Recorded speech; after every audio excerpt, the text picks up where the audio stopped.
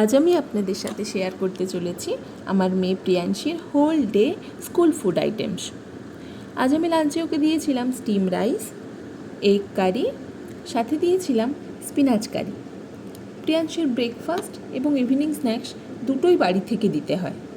Normally আমি ওকে ব্রেকফাস্টে fruits দিয়ে দিই, যেহেতু ও বাড়িতে ব্রেকফাস্ট করে স্কুল যায়। কিন্তু কখনো কখনো বাড়ির ব্রেকফাস্টে যদি স্কিপ করে বা ইনকমপ্লিট থেকে যায়, সেক্ষেত্রে আমি ওকে ব্রেকফাস্টের জন্য হেভি আইটেমস দিয়ে দিই।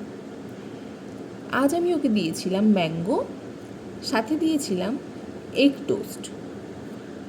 ইভিনিং স্ন্যাক্সের জন্য আজ আমি ওর টিফিন বক্সে রেখেছিলাম অরেঞ্জ বিস্কিটস।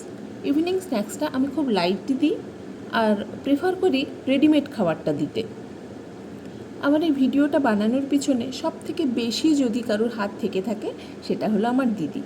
ও আমাকে রেগুলারলি বলে, তুই এত সুন্দর করে তোর মেয়ের সারা দিনের খাবার প্যাক করিস, তোর হাজব্যান্ডের জন্য লাঞ্চ প্যাক করিস, তাহলে কেন সেটা একটা ভিডিও বানিয়ে সোশ্যাল মিডিয়াতে আপলোড করিস না?